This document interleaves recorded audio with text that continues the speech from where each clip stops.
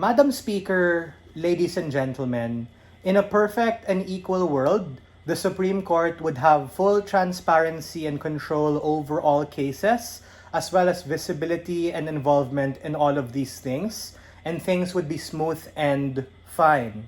But the reality of what we see in the Philippines and in other systems that use this democratic setup is that it's far from that reality given the complexity of the system and the hierarchy of what they need to do, given trade offs and opportunity costs of means, motivation, and capacity. That is to say, the Supreme Court, being the highest law of the land or highest court of the land, can't be everywhere and anywhere all at once just because we want them to, or just because we cry social justice and say that, oh, this thing affects everyone. Because the reality of what we see in the Philippines is that we currently have a chain of command and we have different kinds of processes, an appeal system which is status quo, and that of which is proposition's burden, to talk about why they need to prioritize the strategy of forwarding this petition process to the Supreme Court. Before I move on to my argumentation, a few key points of framing. The first thing I have to say is that this is a value judgment debate about strategy, meaning the civil groups who often in some instances are disenfranchised or trying to lobby for certain civic interests like that of the environment, that of public workers, that of doctors, etc. Sure, those are important, but in status quo, we have a very clear chain of command in terms of how these particular people can carry out those particular interests. Meaning, the appeals process in status quo works as such. First, you go to your local court. Second, you go to the trial court. Third, you go to the regional trial court. Fourth, you go to the Court of Appeals in most instances. And then lastly, if it has to, it can reach the Supreme Court. I get what side proposition is saying, and at best, they're talking about establishing a sense of urgency. But guys, the Supreme Court has other shit to be able to do.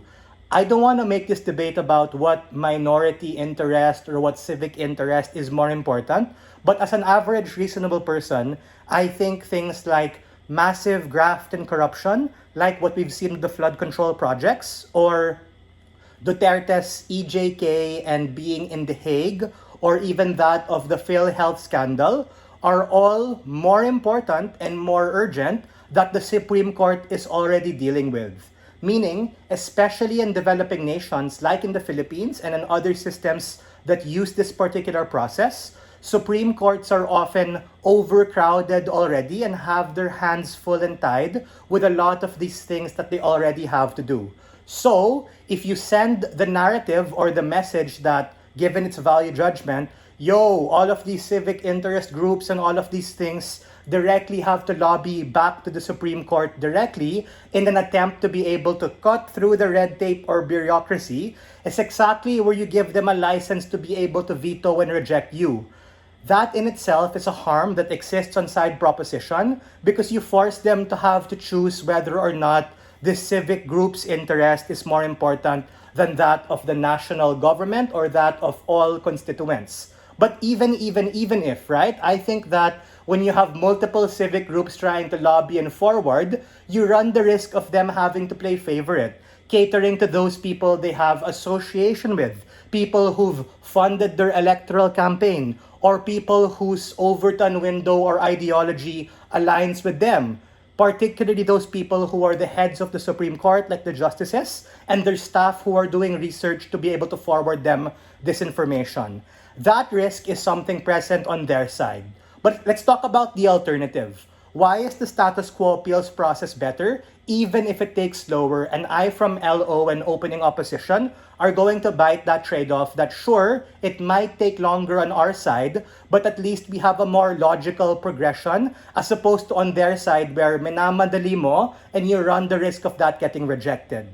The unique harm that they have to contend with is that the point in which you get rejected by the Supreme Court is the point in which you're already cooked and the case that you're trying to forward can't proceed any further because the highest court of the land already rejected it or said no or wasn't able to hear it. Meaning, you need to be able to raise more money and raise more capital to be able to forward another kind of sets of urgency to try and go about an appeals process, or somehow magically hope and expect that if you petition again or you petition something else, that's going to be better. And we think that the glib response of the previous speaker was that, oh, at least people will be aware.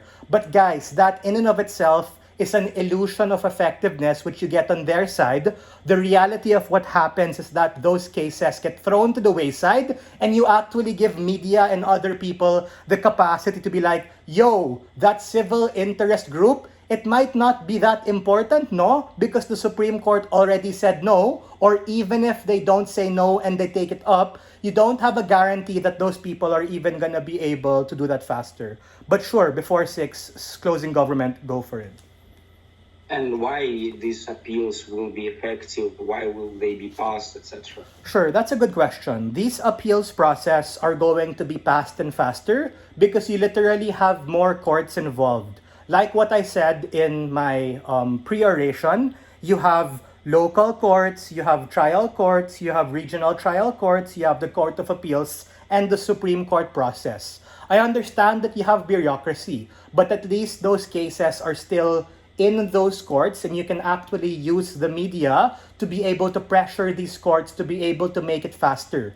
Either them being able to solve it themselves in that court, or in rare instances, if you really have to push it, fight it all the way up to the Supreme Court through the appeals process, as opposed to on the comparative when you petition right away, you run too much risk of them saying no, and even if at best they do say yes, it doesn't necessarily mean you're going to arrive at a silver bullet magic conclusion right away, because even the Supreme Court also has to do their own due diligence in terms of being able to arbitrate that. Ladies and gentlemen, the Philippine courts are often crowded. There are many things they have to be able to deal with which are just as important or even more important. And for all of these reasons, we rather stick with a better status quo appeals process as opposed to shooting in the dark and hoping a miracle happens. We are very proud to stand on side negative.